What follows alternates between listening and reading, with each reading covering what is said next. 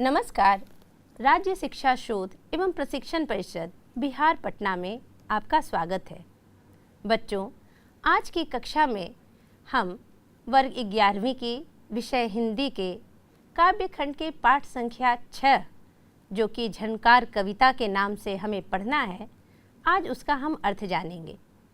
चूँकि बच्चों, पिछली कक्षाओं में हमने झंकार कविता का वाचन किया, साथ ही साथ मैथिली शरण गुप्त के लेखक परिचय को जाना, उनकी साहित्यिक कृतियों और साहित्यिक विशेषताओं से हम रूबरू हुए।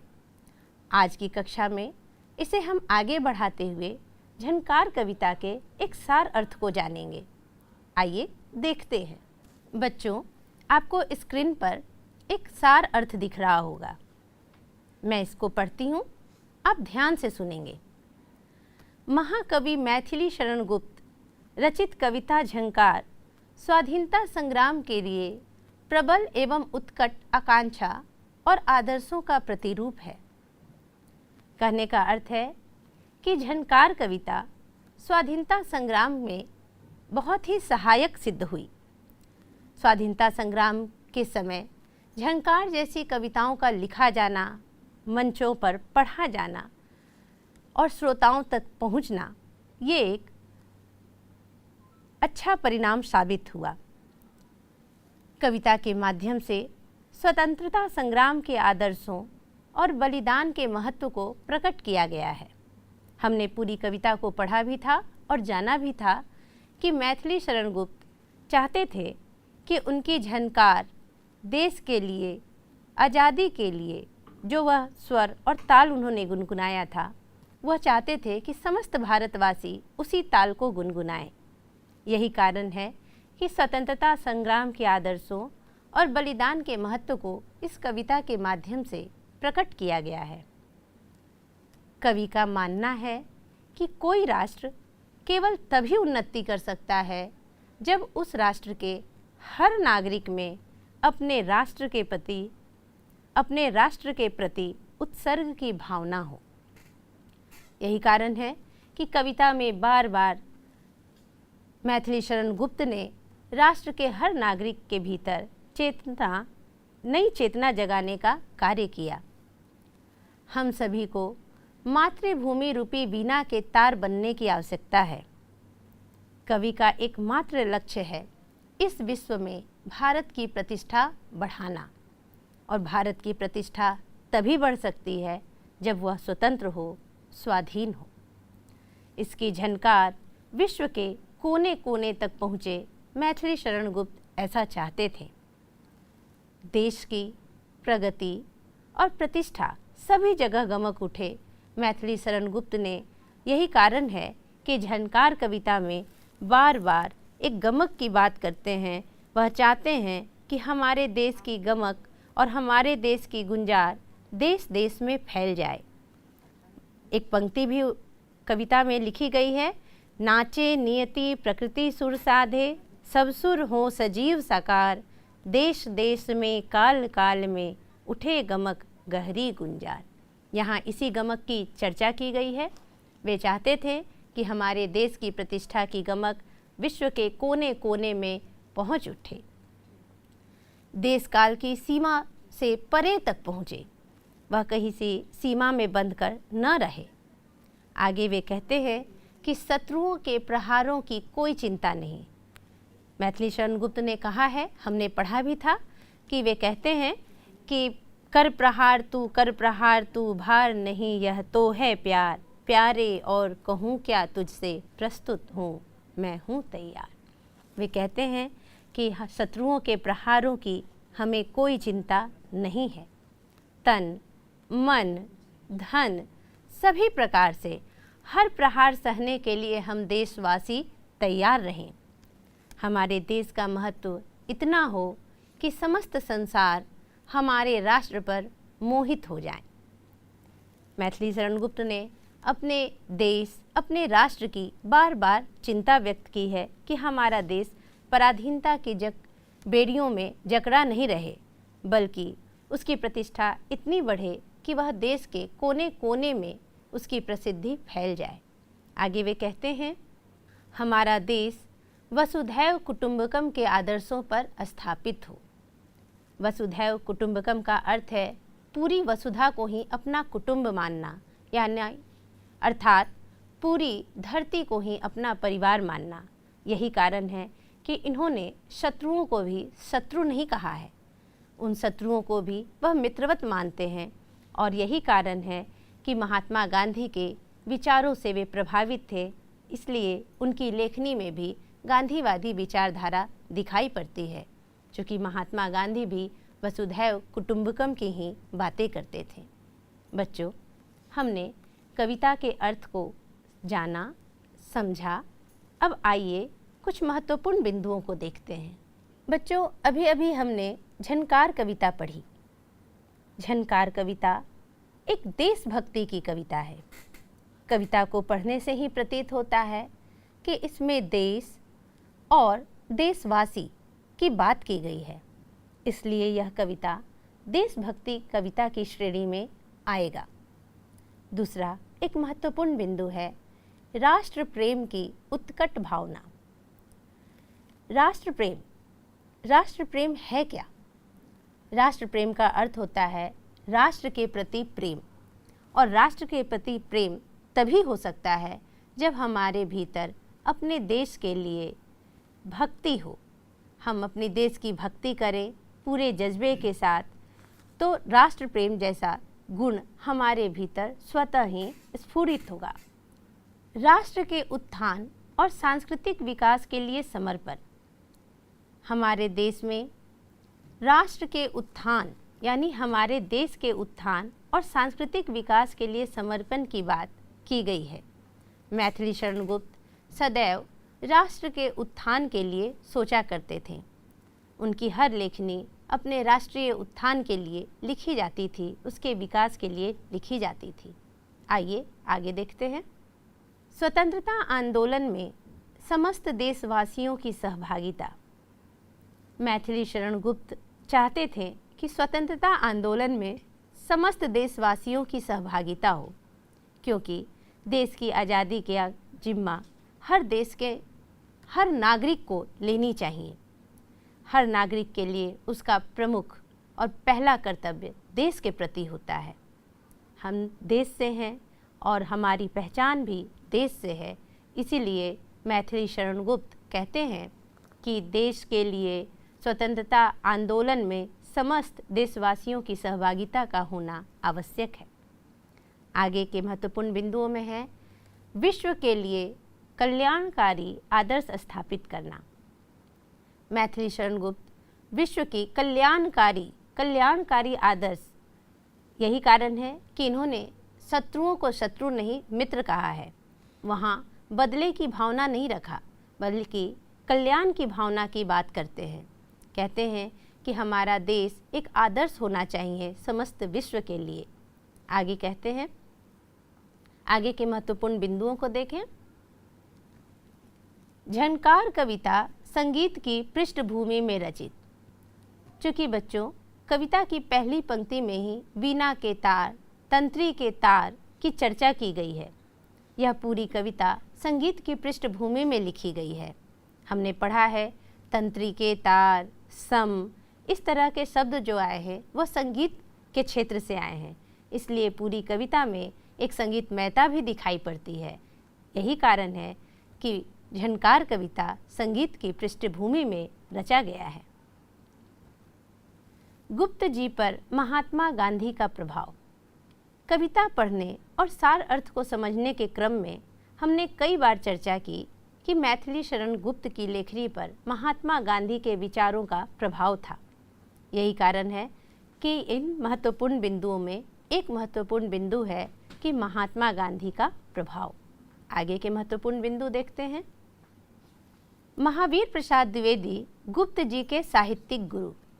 बच्चों, हमने पिछली कक्षा में यह जाना था कि मैथिली शरण गुप्त द्विवेदी युगीन कवि हैं, और द्विवेदी युगीन कवि होने के कारण इनके एक गुरु भी होंगे।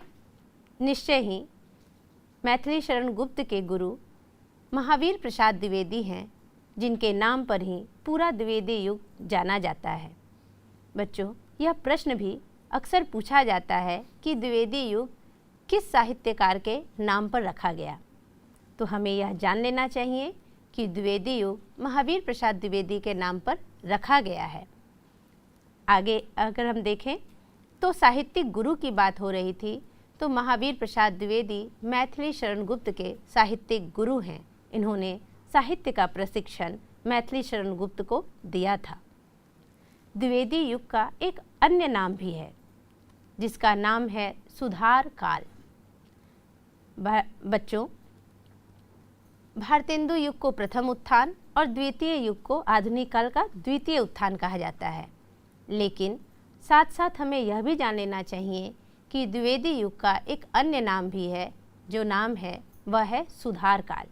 चूँकि कई प्रकार के सुधार हुए शैलियों में, भाषाओं में, विषयों पर, इसलिए इस काल को सुधार काल भी कहते हैं।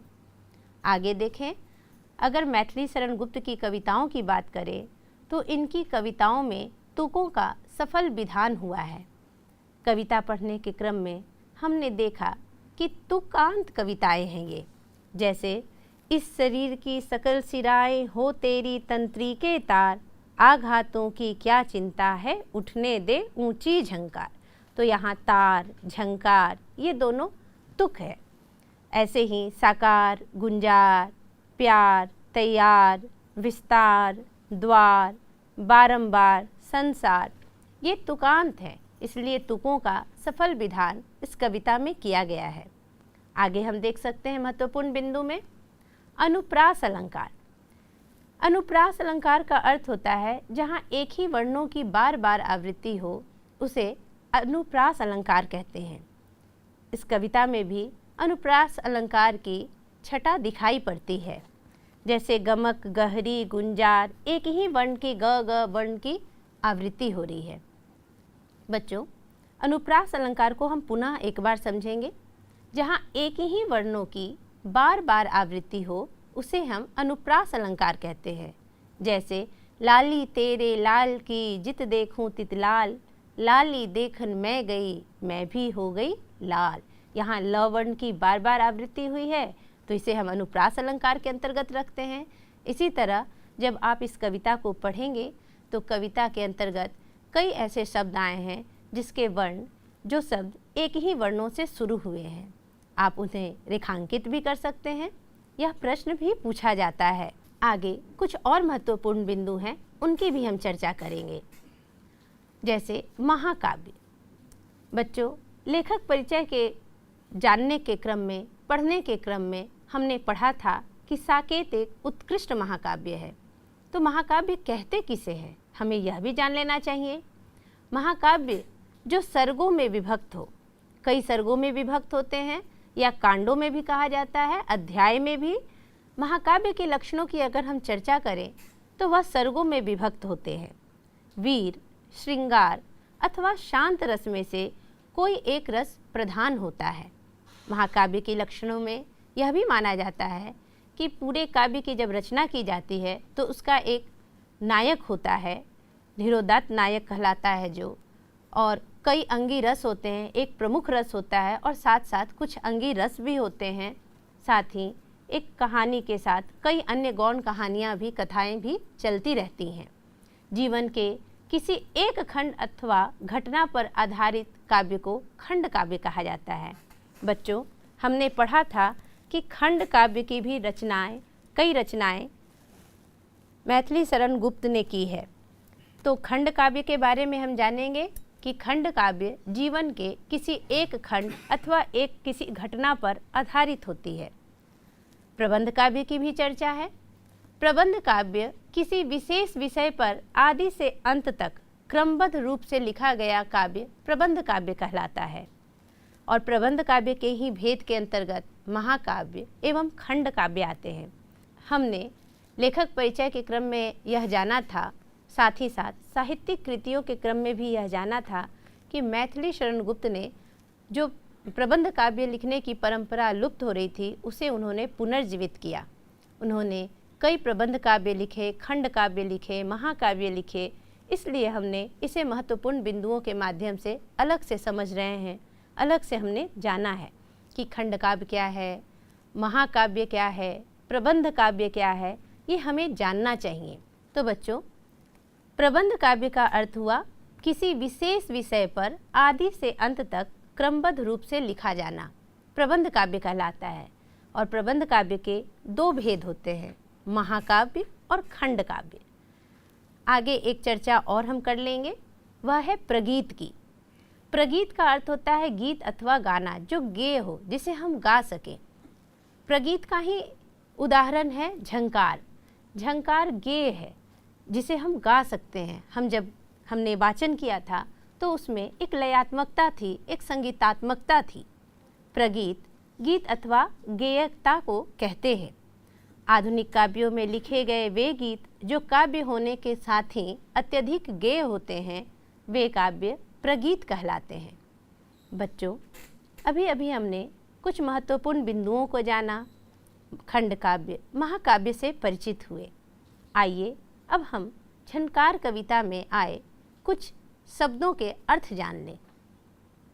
पहला शब्द है शिरा। शिरा का अर्थ होता है नस, नारी या धमनी।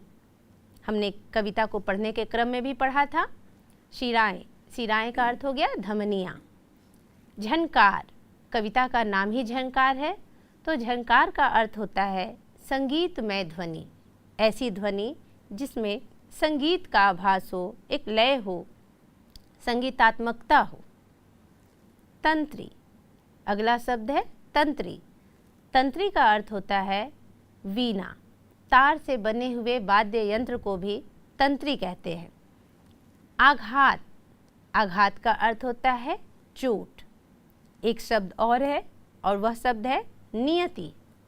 नियति का अर्थ होता है भाग्य। यहाँ एक टाइपिंग एरर है बच्चों, गामक शब्द लिखा हुआ है जबकि गामक नहीं गमक होगा। गमक का अर्थ होता है संगीत का पारिभाषिक शब्द। गमक एक संगीत का पारिभाषिक शब्द है जिसका अर्थ होता है कंपनपूर्ण रमणीक ध्वनि। वह ध्वनि जो रमणीक हो और हमारे भीतर कंपन पैदा कर दे, वह गमक नाम से संगीत में व्याप्त है, संगीत में जाना जाता है। गुंजार, गुंजार का अर्थ होता है गूंज। तार, तार, तार, तार का अर्थ होता है रेशा, रेशा। एक अगला शब्द है अखिल। अखिल का अर्थ होता है संपूर्ण। हमने पढ़ा भी था। श्रुतियों, श्रुतियों का अर्थ होता है ध्वनियों। भाल, भाल शब्द से तो आप परिचित होंगे। जी हाँ, बिल्कुल सही। भाल का अर्थ होता है माथा या सिर। सम, सम शब्द की चर्चा हमने कविता पढ़ने के क्रम में भी किया था और अर्थ जानने के क्रम में भी किया था। आइए सम शब्द का क्या अर्थ है देखते हैं। सम शब्द का अर्थ है संगीत का शांतिमय चरम क्षण। बच्चों, यहाँ शांतिमय लिखा गया है जबकि टाइपिंग एरर है यह। हम इसे पढ़ेंगे संगीत का शांतिमय चरम क्षण। आखिरी शब्द है सकल। सकल का अर्थ होता है संपूर्ण। तो बच्चों, अभी अभी हमने शब्द निधियों में से कुछ शब्द को जाना। कुछ शब्द हमारे परिचित थे और कुछ अपरिचित, किंतु हमने दोनों का अर्थ जान लिया है। तो बच्चों, मुझे आशा है कि हमने इस कविता को जिस तरह से पढ़ा है और जिस तरह से समझा है, हमारी समझ इस कविता के विषय में मजबूत हो गई होगी, पक्की हो गई होगी। चलिए अपनी परीक्षा, अपना मूल्यांकन हम स्वयं कर लेते हैं। बच्चों, कुछ प्रश्न उत्तर के माध्यम से हम अपना मूल्यांकन स्वयं करेंगे। चलिए देखते हैं। स्क्रीन पर आपको कुछ प्रश्न दिख रहे होंगे। पहला प्रश्न है, झंकार कविता के कवि कौन हैं? विकल्प क महावीर प्रसाद द्विवेदी, ख भारतेंदु हरिश्चंद्र, ग मैथिली शरण गुप्त, घ श्रीधर पाठक। सही उत्तर क्या होगा? जी हाँ, बिल्कुल सही। सही उत्तर है मैथिली शरण गुप्त। दूसरा प्रश्न है, मैथिली शरण गुप्त किस युग के कवि हैं? चलिए विकल्प देखते हैं। विकल्प क भारतेंदु युग, ख द्विवेदी युग, ग छायावाद, घ प्रगतिवाद। क्या होगा सही उत्तर? जी हाँ, बिल्कुल सही। आपको तो अच्छे से याद हो गया है। सही उत्तर है विकल्प ख द्विवेदी युग। मैथिली शरण गुप्त द्विवेदी युग के कवि हैं। अब हम तीसरे प्रश्न की ओर चलते हैं। तीसरा प्रश्न है, द्विवेदी युग का नाम किस साहित्यकार पर रखा गया था? चलिए विकल्पों को देखते हैं। विकल्प क महावीर प्रसाद द्विवेदी, ख हजारी प्रसाद द्विवेदी, ग सोहनलाल द्विवेदी, घ मैथिली शरण गुप्त। क्या होगा सही उत्तर? सही उत्तर है महावीर प्रसाद द्विवेदी। द्विवेदी युग का नाम महावीर प्रसाद द्विवेदी पर रखा गया। बच्चों, कविता के कवि हैं मैथिली शरण गुप्त, इसलिए हमें यह ध्यान देना होगा कि द्विवेदी युग का नाम पूछ रहा है तो यह प्रश्न का उत्तर महावीर प्रसाद द्विवेदी होगा। चौथा प्रश्न है, मैथिली शरण गुप्त का जन्म कब और कहाँ हुआ? चलिए विकल्पों को देखते हैं। विकल्प क 1886 चीरगांव, झांसी, उत्तर प्रदेश। विकल्प ख 1880 वाराणसी, उत्तर प्रदेश। विकल्प ग 1884 अगोना, बस्ती, उत्तर प्रदेश। विकल्प घ 1828 रायगढ़, महाराष्ट्र। क्या होगा सही उत्तर? जी हाँ, बिल्कुल सही। सही उत्तर है विकल्प क 1886 चीरगांव, झांसी, उत्तर प्रदेश। मैथिली शरण गुप्त का जन्म चीरगांव, झांसी, उत्तर प्रदेश में सन 1886 ईस्वी में हुआ। चलिए अब हम पांचवें प्रश्न की ओर चलते हैं। पांचवा प्रश्न है, आधुनिक भारत के प्रथम राष्ट्र कवि के रूप में किस साहित्यकार को जाना जाता है?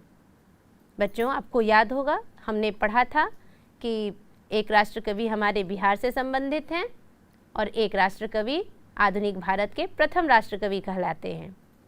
जी हाँ, बिल्कुल सही। आपको अच्छे से याद है, आपने अच्छे से पढ़ा है। पांचवा का उत्तर होगा ख मैथिली शरण गुप्त। चलिए अब हम छठे प्रश्न की ओर चलते हैं। स्क्रीन पर आपको प्रश्न दिखाई दे रहा होगा।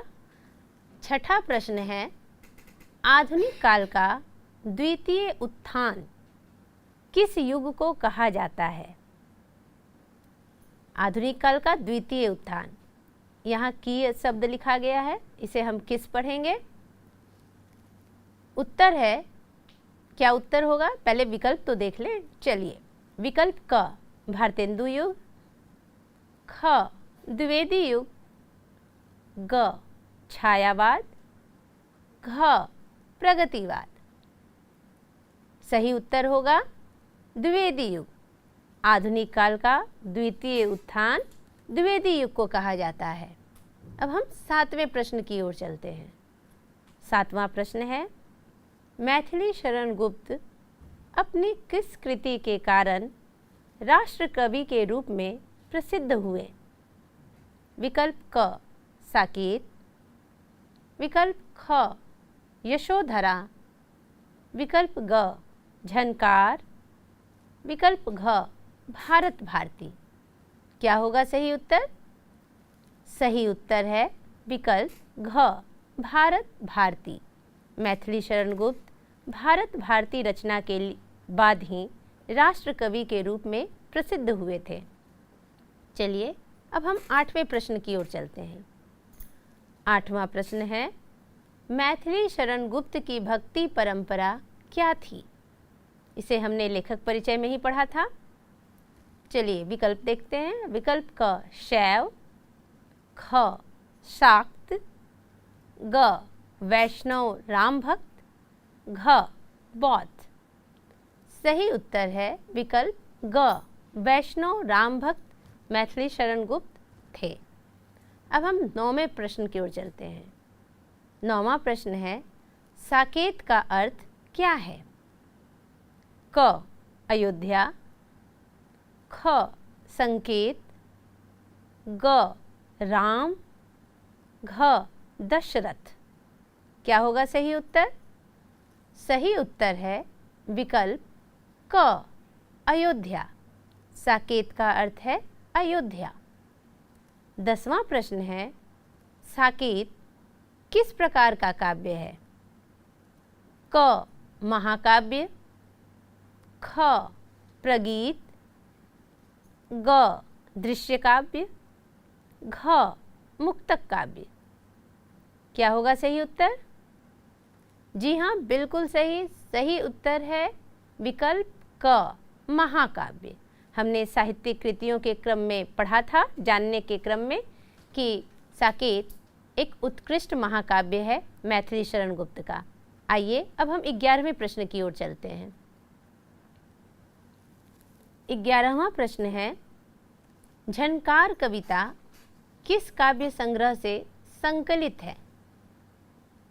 विकल्प क साकेत, विकल्प ख यशोधरा, विकल्प ग भारत भारती, विकल्प घ झंकार। सही उत्तर है विकल्प घ झंकार। झंकार कविता झंकार काव्य संग्रह से ही संकलित है। आइए अब हम 12वें प्रश्न की ओर चलते हैं। 12वां प्रश्न है निम्नलिखित में से कौन सी रचना मैथिली शरण गुप्त रचित नहीं है? बच्चों, हमें ध्यान देना होगा। प्रश्न पूछा गया है कौन सी रचना मैथिली शरण गुप्त रचित नहीं है। चलिए विकल्प देखते हैं। विकल्प क रंग में भंग, विकल्प ख जयद्रथ वध, विकल्प ग पंचवटी, विकल्प घ भारत दुर्दशा। सही उत्तर आपको स्क्रीन पर थोड़ी देर पहले से ही दिख रहा है, मैं समझ सकती हूँ। चलिए, आपने उत्तर पहले ही जान लिया है। उत्तर है विकल्प घ भारत दुर्दशा। पिछली कक्षाओं में हमने भारतेंदु हरिश्चंद्र की इसी कविता को पढ़ा था, आपको याद होगा। चलिए अब हम 13वें प्रश्न की ओर चलते हैं। 13वां प्रश्न है निम्नलिखित में से कौन सा तथ्य झनकार कविता के संबंध में सही है? आइए विकल्प देखते हैं। विकल्प क संपूर्ण राष्ट्र की मुक्ति की कामना, विकल्प ख गीति रचना, ग स्वाधीनता आंदोलन से सांकेतिक संबंध, घ इनमें से सभी। क्या होगा सही उत्तर? सही उत्तर है इनमें से सभी। चूँकि झनकार कविता एक गीति रचना है, गेयता है, उसमें स्वाधीनता आंदोलन का भी संबंध है उससे, और संपूर्ण राष्ट्र की मुक्ति की भी बात करता है, इसलिए सही उत्तर होगा घ इनमें से सभी। 14वें प्रश्न की ओर चलते हैं। 14वां प्रश्न है द्विवेदी युग का एक अन्य नाम क्या है? विकल्प क नवजागरण काल, ख सुधार काल, ग नकेनवाद, घ प्रपद्यवाद। क्या होगा सही उत्तर? सही उत्तर है ख सुधार काल।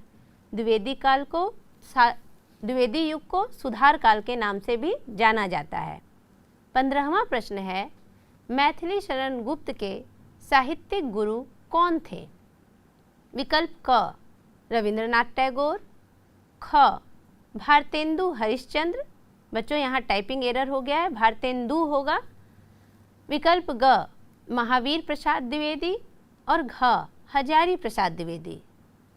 सही उत्तर है विकल्प ग महावीर प्रसाद द्विवेदी।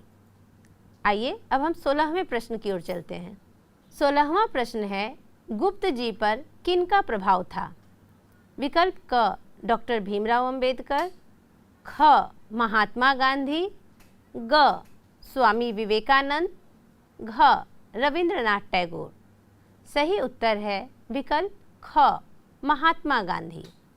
17वां प्रश्न है, आधुनिक युग में राम कथा से संबंधित किस काव्य की रचना मैथिली शरण गुप्त ने की? विकल्प क रामचरितमानस, ख साकेत, ग रामचंद्रिका, घ रामायण। सभी रामकथा से संबंधित हैं। जी हाँ, सही उत्तर है विकल्प ख साकेत। 18वां प्रश्न है, साकेत महाकाव्य में गुप्त जी ने किस उपेक्षित नारी के साथ न्याय किया है? विकल्प क सीता, ख उर्मिला, ग मांडवी, घ कौशल्या। सही उत्तर है ख उर्मिला। 19वां प्रश्न है, झनकार का अर्थ क्या है? विकल्प क झकझोरना, ख झलक, ग संगीतमय ध्वनि, घ करतल ध्वनि। सही उत्तर है ग संगीतमय ध्वनि। 20वां प्रश्न है, जहाँ एक ही वर्णों की बार बार आवृत्ति हो वह कौन सा अलंकार कहलाता है? विकल्प देखते हैं। विकल्प क यमक अलंकार, विकल्प ख श्लेष अलंकार, विकल्प ग अतिशयोक्ति अलंकार, विकल्प घ अनुप्रास अलंकार। सही उत्तर है विकल्प घ अनुप्रास अलंकार। अनुप्रास अलंकार में एक ही वर्णों की बार बार आवृत्ति होती है। तो बच्चों, हमने 20 प्रश्नों के माध्यम से अपनी पूरी कविता, लेखक परिचय और साहित्यिक परिचय को पुनः यह देखा, यह जांचा कि कहाँ तक हमने उसे पढ़ा था और अपने भीतर समझ बनाई थी। ठीक है बच्चों, अब हम अगली कक्षा में अगले विषय के साथ प्रस्तुत होंगे। तब तक के लिए धन्यवाद।